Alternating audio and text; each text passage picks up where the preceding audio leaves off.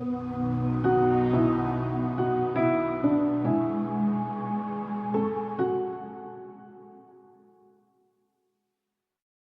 телесно-ориентированный психолог и КПТ-психолог.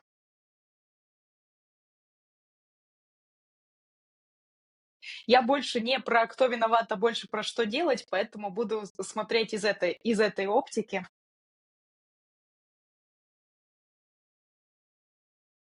Сейчас, в такой психологической среде это очень модно, да, как психообразование, говорить о токсичности, о каких-то нарциссических чертах, каких-то психопатических чертах. Вот здесь я, как практикующий психолог, который работает в том числе и с темой отношений, с темой сексуальности, я все-таки эту тему атрибутирую нашему, как вы сказали, восприятию и тому, что мы делаем.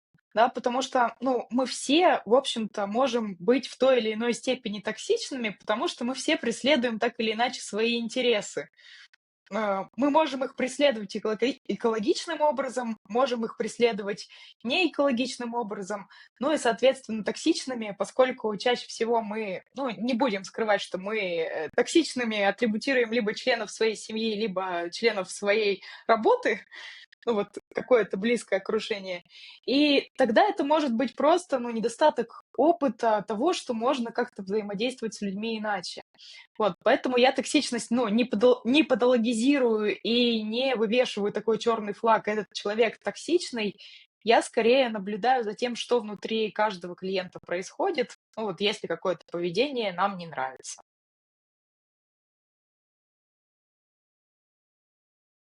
Чаще всего мы плохо реагируем на пассивно-агрессивное нарушение границ, на манипуляции и на то, что называется, да, вот в популярной нашей среде газлайтингом, когда какая-то идея звучит, но она звучит не теми словами, которыми могла бы звучать, да, там, условно говоря, «Елена, дайте мне, пожалуйста, это и это». А она звучит неким образом, в котором я должна почувствовать себя как-то ниже или как-то хуже. И тогда я это воспринимаю как токсичное поведение, тогда это газлайтинг, манипуляция. И, ну и вот клиенты наши чаще всего кричат: "Помогите, бегите, токсичное поведение, опять что-то со мной делают".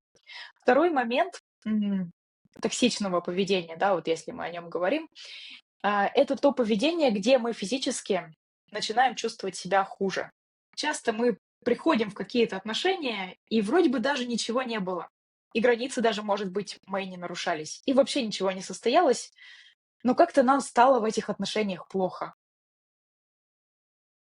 И тогда мы, ну вот в какой-то момент мы даже не знаем, что там произошло, на каком уровне оно произошло, сознательно оно произошло, бессознательно. Мы здесь с вами знаем, что там из 100% нашей коммуникации только 10% проходит через наше сознание, остальные 90% это бессознательный процесс. Ну и чаще всего в этом бессознательном процессе что-то с нами случается, и мы как-то плохо реагируем.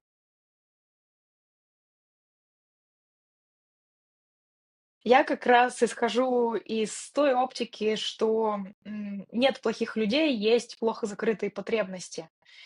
И правда, на самом деле, если бы все эти токсичные люди находились в психотерапии, они бы знали, как прямо выражать свои потребности и как доносить свои мысли, и они бы их выражали гораздо более приятным образом.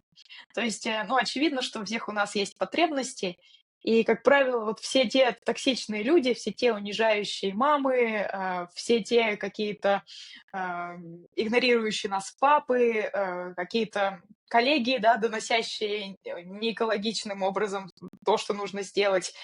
Это все в большинстве случаев про потребности человека, про некие иногда базовые потребности, да, иногда про просто "побудь со мной рядом". Мы все так или иначе пытаемся жить счастливо и хорошо. Просто кто-то научился это делать как-то красиво, прямо, приятно, тепло, а кто-то, да иногда и мы сами, да, иногда и мы сами, выражаем свои потребности довольно криво.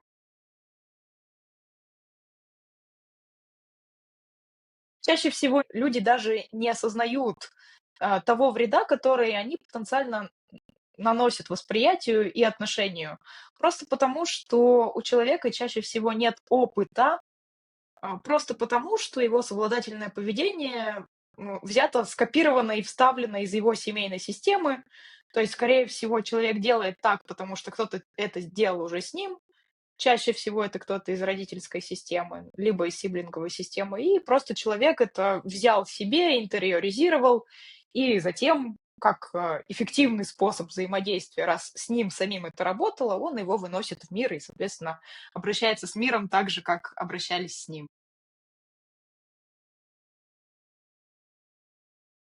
Бывает вот эта токсичность, прямо доходящая до психопатологии, когда они абсолютно спокойно знают о своих чертах, абсолютно спокойно это применяют, и даже более того, их желание навредить кому-то, оно сознательное.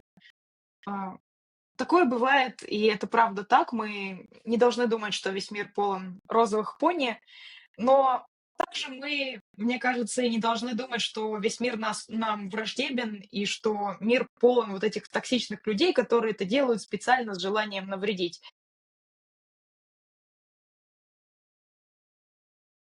Безоружными можем оказаться мы все, ну, просто потому, что какими бы терапевтированными, прокачанными мы ни были, какая-то ситуация может всплыть, которая послужит реминисценцией, которая послужит неким таким флешбеком в наше прошлое и отыграет какую-то прошлую ситуацию. Поэтому я бы не стала, может быть, выделять отдельно сегмент. Это может случиться с каждым, но, наверное, люди, которые может быть, более осознанные, или у которых есть опыт психотерапии, или у которых есть опыт хотя бы, ну, чтения книг по самопомощи, да, вот есть опыт сознательного такого создания своей жизни, наверное, у них больше иммунитета, да, то есть вот интуитивного ощущения, что, пожалуйста, со мной не нужно так, а мог бы ты со мной обращаться каким-то еще иным образом, у них просто больше этого опыта донести о том, что мне сейчас некомфортно.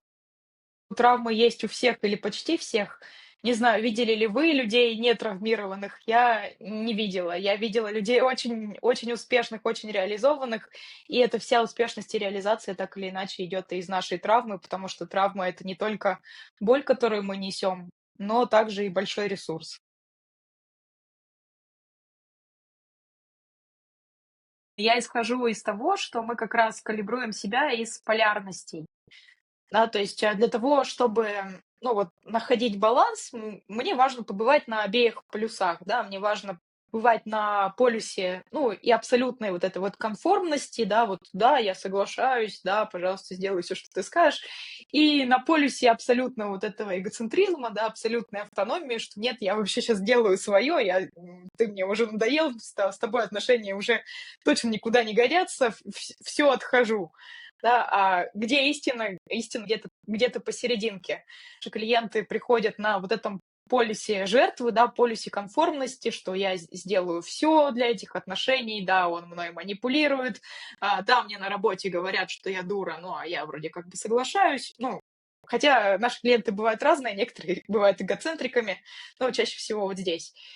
И тогда нам, как, терапевтам, важно здесь, во-первых, быть вот этим примером какого-то более здорового отношения и к себе, и к клиенту, и через нас, клиент также обучается, да. То есть, ну, никто не говорит о том, что психотерапия — это только техники. Иногда психотерапия — это и здоровый контакт, и психообразование о том, что вообще ты можешь выбирать. Вообще ты можешь выбирать. Ты можешь оставаться в контакте. Вот со мной, например, в психотерапии ты можешь оставаться или не продолжать, и это твое право. И также ты можешь выбирать, может быть, обучаться этому полюсу абсолютной эгоцентричности и иногда поступать как абсолютный, да, вот по-английски говоря, asshole, да, но при этом, ну да, преследовать свои интересы. И важно почувствовать эти точки.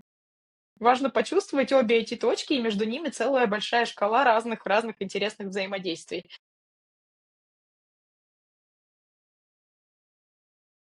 Ведь очень часто наши клиенты приходят, ну, грубо говоря, с посылом: "Вылечи мне этого мужика. Вот со мной все в порядке, а это он травмированный.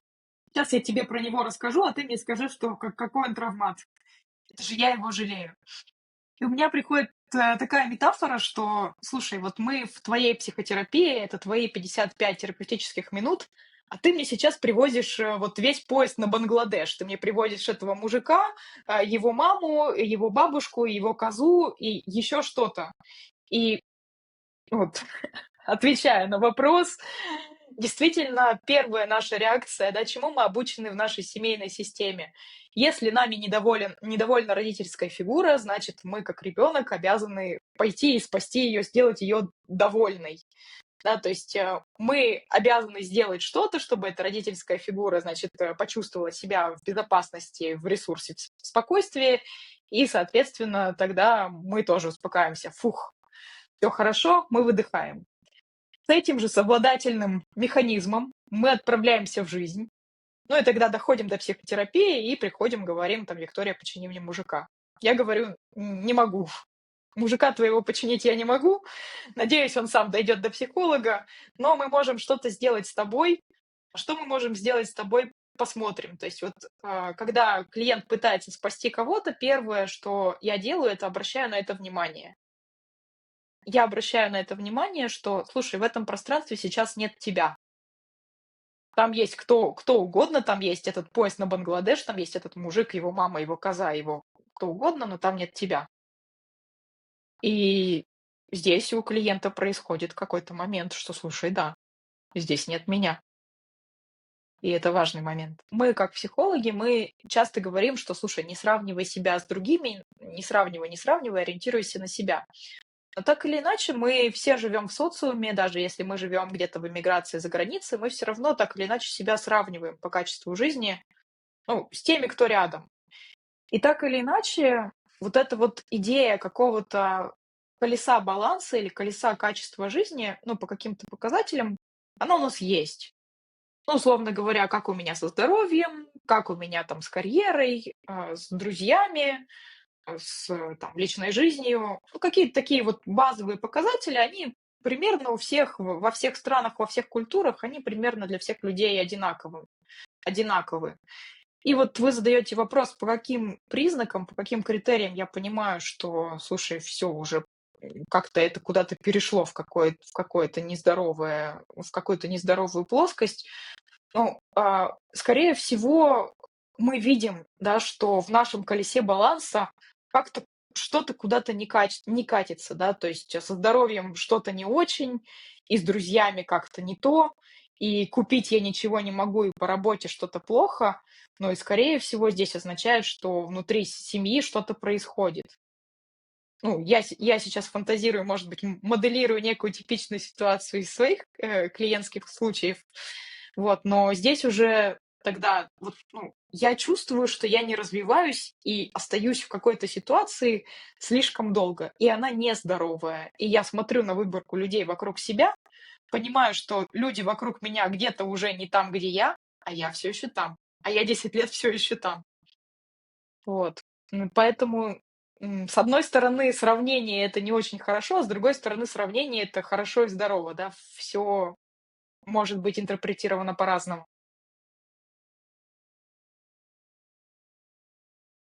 Напрямую это связано с эмпатией. С одной стороны, люди эмпатичные, они, горды тем, насколько они чувствительны, эмпатичны, насколько они могут интересы другого человека поставить выше своих. А с другой стороны, ну, эмпатия нас первой вовлекает в этот, знаменитый треугольник Карпмана, где мы то спасаем, то жертвим, то сами наказываем. И поэтому люди сверхэмпатичные вот с этой семейной историей, где они вынуждены были все время кого-то спасать, все время чувствовать настроение какой-то либо родительской фигуры, либо какой-то значимой фигуры для себя. Ну, конечно, это качество и эта семейная история может предопределять, да, вот попадание в такие токсичные отношения, из которых потом, ну, чаще всего мы и заходим в психотерапию на состоянии большого тупика.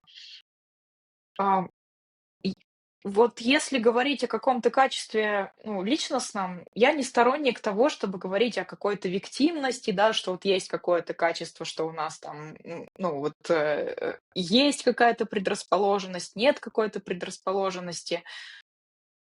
Скорее, если говорить о каком-то одном, может быть, качестве ощущений, это Недостаток навыка осознавать, где я,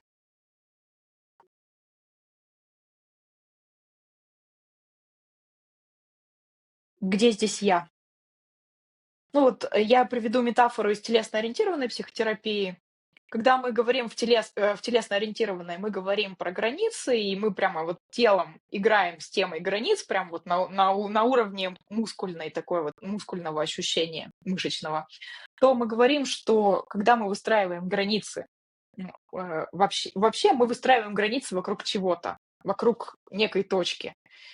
И вот когда у человека вот эта точка себя, вот эта вот я-концепция, она, ну, в связи с его личной историей, она каким-то образом была стерта или она, ну, не очень у него вообще как-то присутствует в нем самом, тогда, конечно, он развивает, как компенсацию, он развивает большое такое, большое эмпатическое восприятие, но при этом вот эта вот точка себя у него как будто бы, ну, стерта и не присутствует. Я на той стороне психологов, которые, достаточно критично смотрят на, то, чтобы тратить много энергии в обвинение кого-то. Ну, просто потому, что когда мы кого-то обвиняем и говорим, что вот этот человек токсичный, критичный, абьюзивный, опасный, так или иначе мы вовлекаемся, теряя точку себя, потому что мы не спрашиваем себя, как мне в этом и что я с этим буду делать. И тогда как не вовлекаться, ну, вот к предыдущему нашему обсуждению, что здесь важно спрашивать себя, вообще чувствовать себя, а, проявлять себя и сверяться, есть ли здесь у меня какая-то агентность, есть ли здесь у меня вообще есть ли у меня какая-то возможность действовать в этих отношениях, в этом взаимодействии. Если она есть, Если она есть, тогда, уже неплохо. И мы здесь действительно много выбираем, да, то есть как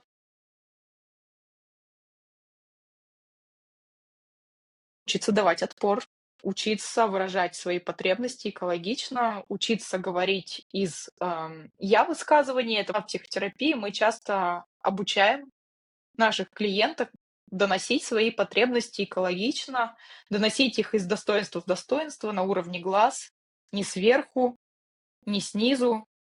Это нормально преследовать свои интересы, и мы все так или иначе их преследуем. И просто всем становится хорошо, когда мы их максимально прямо, а не через какие-то манипуляции, пассивную агрессию, непрямые оскорбления и так далее.